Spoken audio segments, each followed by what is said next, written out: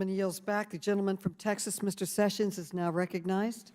Madam Chairman, thank you very much, and I want to thank the gentleman from Kentucky, the ranking member, for really what I think is a thoughtful opportunity for us to handle what is a difficult circumstance. I'm a Texan, and I was about some 100 miles from Uvalde. I know Uvalde very well. I spent a good bit of time in San Antonio growing up. As soon as I heard about what happened, I immediately went about convening some 10 counties worth of superintendents, mayors, county judges, law enforcement people, sheriffs, deputy sheriffs, school resource officers.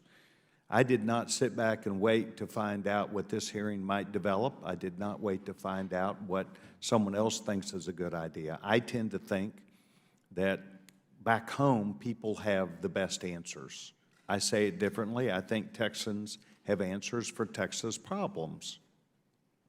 Madam Chairman, I do not want to chastise anybody today. I want to thank each of our people who have showed up, not only from Buffalo, but from New York City and others who have taken time to be here today.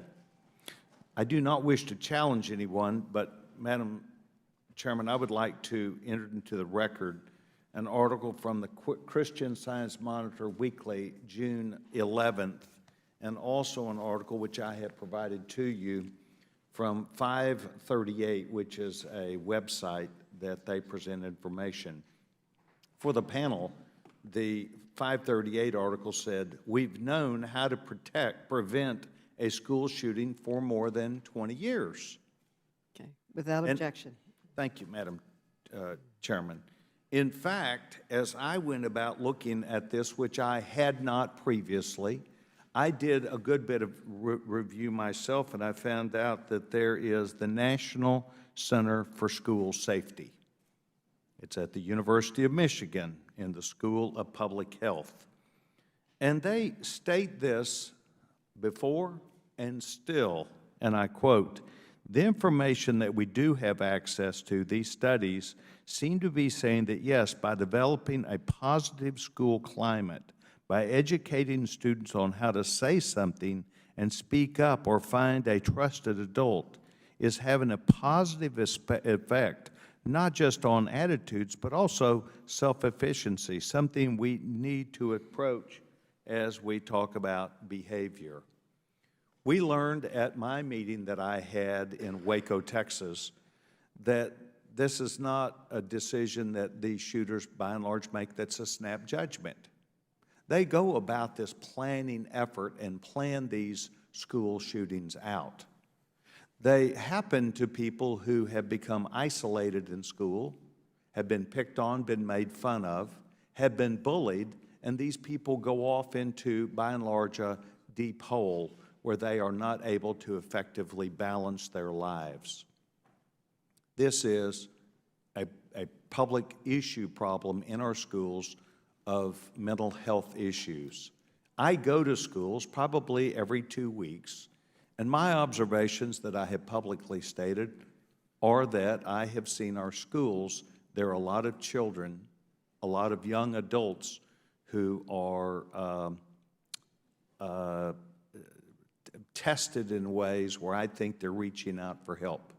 I think one of the things that we should go to is looking at these studies that have been out here, and I would hope our schools and our experts that are on these panels today, including you, Chief, and including you, Mayor, would include these studies and go back to the schools and let's identify in our schools where there is something we can make better. This article also says a work in progress, and it talks about how talking to students every day. When I grew up, we would recite the Pledge of Allegiance to the flag, taking a few minutes. And I know we've heard testimony that everything about America is racist, but I think that in our classrooms, we need to talk about our nations, our rights and our responsibilities, but taking time every day to be nice to each other, leaving notes, knowing each other, and then listening to people who emanate and identifying people who have problems. It is my hope, Madam Chairwoman and our ranking member, that instead of taking to the floor this immediate action, we would really listen to you and other experts. And Madam Chairman, I would like to see if we would call Justin Hines, who is Director of National Center for School Safety, Assistant Professor at the University of Michigan School of Public Health. I believe we need professionals who have studied these things. I say this as an opportunity to each one of you. I want to thank you. We listen to you, and I hope you will hear us back. Thank you very much, and may God bless the people of Uvalde, Texas, who are struggling through this at this time, and our nation. Madam Chairman, I yield back my time.